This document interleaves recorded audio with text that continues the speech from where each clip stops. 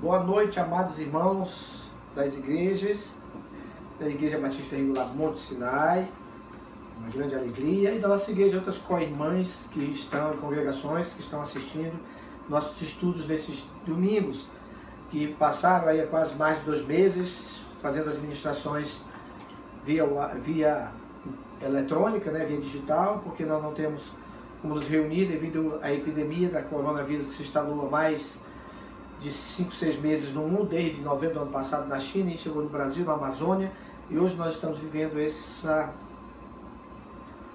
separação social, como fala no jornal, né? Queremos nos prevenir devido ao contágio, também devido às dificuldades da área de saúde, de poder tratar todas as pessoas com esse problema que tem surgido. Para nós é motivo de grande alegria, estamos dando sequência ao estudo. Nós vamos para o 4º estudo, um mês, né? Começamos falando sobre os sinais que antecedem a volta de Cristo e a expectativa da igreja.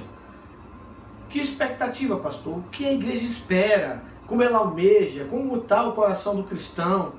Será que ele está de fato expectando como Paulo, na época em que Paulo estava ali, que ele mesmo esperava o arrebatamento para seus dias? Nós estamos há 2.000 anos aguardando, assim como Paulo, o toque do clarim, o toque da trombeta, para estarmos com o Senhor por toda a eternidade, e o Senhor poder dar o descanso devido às pessoas que possam estar com Ele ali na glória, aqueles que receberam, aqueles que foram aceitos por Cristo, foram introduzidos no seio da família de Cristo. Todos nós, os que já partiram, que estão com Cristo, e nós que estamos na terra, assim como a natureza, gememos todo dia esperando nossa redenção, esperando estar com o nosso Senhor e Salvador Jesus Cristo. Então nós começamos a falar isso há quase agora, está dando um mês. Nós começamos a falar no primeiro domingo, os sinais que antecedem a volta de Cristo e a expectativa da igreja. E aí nós usamos o texto, sabe porém isto, que nos últimos dias sobrevirão tempos difíceis. E o primeiro sinal, como eu falei para vocês, foi a fundação da igreja, porque Deus fundou a igreja, o propósito da fundação da igreja, para que Deus escolheu dessa forma, que fosse propagado o evangelho da graça e da salvação através da igreja, dando ali, como ele falou, início aos últimos dias. Isso são 12.000 anos, esses últimos dias foram inaugurados por Cristo, e a igreja foi introduzida no seio desses últimos dias, e a igreja está aí anunciando o evangelho há 2.000 anos. Há 2.000 anos o evangelho de Cristo tem sido pregado, milhões e milhões e milhões de pessoas se entregaram suas vidas nesses 2.000 anos a Cristo, mas também milhões e milhões de pessoas estão no inferno sofrendo porque rejeitaram a graça imensurável de Cristo, que é a salvação. Depois, o segundo aspecto que nós tratamos foi a apostasia. A palavra de Deus diz que é impossível que venha a apostasia, né? As consequências do desvio, e nós estamos falando a forma como devemos permanecer para nos tornarmos fiéis e que essa apostasia não venha nos atingir. Mas o próprio Cristo anunciou no seu ministério que era impossível que não viesse a apostasia. E a terceira parte que nós tratamos, domingo passado, os sinais que antecedem a volta de Cristo, a expectativa da igreja. Nós tratamos em Hebreus 9:28, assim também Cristo, tendo se oferecido uma vez para sempre, para tirar os pecados de muitos, aparecerá a segunda vez sem pecado aos que aguardam para a salvação. E aí nós falamos da segunda vinda de Cristo, de que forma essa segunda vinda vai acontecer, será de forma pessoal, corporal, literal. Para nós será tanto corporal como tanto espiritual, corporal como literal, porque estaremos com o Senhor nos ares, ali no Bema. Para ir para o mundo, como eu falei para vocês, também da mesma forma, ele vai descer novamente no Monte das Oliveiras, e ali dará início ao milênio, depois do período tribulacional. Para a igreja ele vem no início, quando começar a expectar o começo da tribulação, a igreja é arrebatada. E aí ele volta, depois da tribulação, ele volta à sua segunda vida de fato, descendo na terra, pisando no Monte das Oliveiras, cumprindo a profecia do arcanjo, e aí se cumprirá ali os 1.000 anos. 1.000 anos. E hoje nós vamos falar, no mesmo tema central, os sinais que antecedem a volta de Cristo e a expectativa da igreja. E hoje nós vamos tratar no texto de 1 Tessalonicenses 4, 16 e 17, onde a palavra de Deus nos fala da seguinte forma: porquanto o Senhor mesmo, dada a sua palavra de ordem, ouvida a voz do arcanjo e ressoada a trombeta de Deus, descerá dos céus, e os mortos em Cristo ressuscitarão primeiro. Depois nós, os vivos, os que ficarmos, seremos arrebatados, juntamente com eles, entre nuvens, para o encontro do Senhor nos ares. E assim estaremos com o Senhor para sempre. Então, o quarto ponto da expectativa da igreja com relação aos sinais que antecedem, que anunciam a volta iminente de Cristo, né? A fundação da igreja. O primeiro aspecto que nós tratamos claramente. O segundo aspecto que nós tratamos foi a apostasia, que vai acontecer nessa mesma fundação da igreja, a apostasia. Depois nós vemos a segunda vinda de Cristo, de que forma ela vai vir para a igreja e para o mundo. E agora nós vamos ver de que forma vai acontecer o arrebatamento, né, para a igreja. Aqui no arrebatamento, fechando a história da igreja na humanidade. A igreja estará com o Senhor nos ares, passarão 7 anos de tribulação, o Apocalipse será, o livro do Apocalipse se cumprirá a cada ponto, cada vírgula, mas a igreja, ela estará nos ares. Após o cumprimento dos 7 anos tribulacional, e aí sim Cristo desce novamente para fazer a convenção nacional de Israel, separar os cabritos das ovelhas, e aí sim dará início ao período milenar. Quarto sinal, o arrebatamento e a expectativa da igreja para o arrebatamento. Nós devemos viver uma vida expectando esse arrebatamento. O arrebatamento é a nossa redenção, é a libertação total do sofrimento, da angústia, né? Hoje nós vivemos essa angústia, essa incerteza de como será a vida depois desse problema, dessa situação que se instalou, que é o coronavírus. Para nós é uma incógnita, temos uma grande interrogação na nossa cabeça. Como será o mercado de trabalho? Como será a indústria? Como será a vida em família? Como será que vamos voltar a viver como vivíamos antes do coronavírus? Já não tínhamos mais tempos para reuniões à roda da mesa, os pais já não tinham mais comunicação com os filhos, com as esposas, ia com os avós, com os pais, com os amigos. Estava todo mundo voltado ao seu trabalho, aos seus compromissos, focado, ligado na internet, internauta, no WhatsApp e vários outros meios de comunicação. Todo mundo chegava em casa, já almoça com o celular do lado, senta na mesa com o celular do lado, vai dormir, celular para o lado, esposa para o outro, marido para o outro lado, filho no seu quarto no celular. Já não existia mais essa comunhão, esse amor, esse respeito, não sentava à roda da mesa, não se conversava mais, não se prestava atenção na vida das pessoas ao nosso redor, muito menos nos de fora, né? Muito menos nos de fora. E aí essa epidemia, Deus entrou na história humana mais uma vez, intervindo na história humana, e aí nos coloca diante da forma e nos mostra como nós estávamos vivendo. Mesmo a igreja, vivendo esses sinais que antecedem a volta de Cristo, sendo expectado dentro da própria igreja, o esfriamento, a falta de compromisso com Deus, acostumado com os pecados, acostumado com a vida como nós levamos, e aí Deus vem e entra na história e dá um basta para a forma como nós estamos vivendo. E agora estamos diante de um grande desafio e não temos a resposta. Saudosos, com vontade de estar no templo e não podemos estar devido ao distanciamento social. E pensamos, como será? Depois que sair a vacina e voltarmos à vida normal, ao cotidiano, ao trabalho, à escola, à faculdade, os compromissos na igreja, os sociais, os congressos, os eventos, o retirão e tudo isso. Como será a nossa história depois que tudo isso passar? Não deveríamos estar com esse pensamento. Não deveríamos estar preocupados com isso, mas deveríamos preocupar em expectar pela volta de Cristo. Porque aí sim teremos uma vida eterna com o Senhor. Estaremos com Ele nos ares depois por toda a eternidade. Já não temeremos mais a morte, os problemas, as doenças, os males, porque o Senhor nos libertará de tudo isso. Essa é a expectativa de Paulo. Esse era o desejo do coração de Paulo. Ele dizia que era muito melhor estar com Cristo.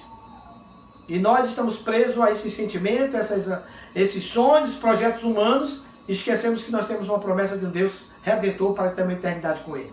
E às vezes estávamos, com certeza de fato, estávamos esquecidos disso. Muitos de nós, a grande maioria, já não pensava mais nem em arrebatamento, e já batia só o ponto da igreja por ir, ia aos cultos por ir, louvar por ir, não tinha compromisso, vivia a vida dissoluta, no meio dos pecados, das falhas, já estavam, não sentiam mais, nada disso aconteceu na sua vida, já estava se tornando um ciclo vicioso, e Deus, pela graça de Cristo, interviu na história. Balançou as bases da igreja, e nos leva hoje a pensar. De que forma seremos depois que tudo isso passar? A Bíblia não ensina que somente um grupo de cristãos espirituais será levado ao céu no dia do arrebatamento. Ela descreve os participantes como os mortos em Cristo e nós os vivos, os que ficarmos em 1 Tessalonicenses 4, 16 e 17.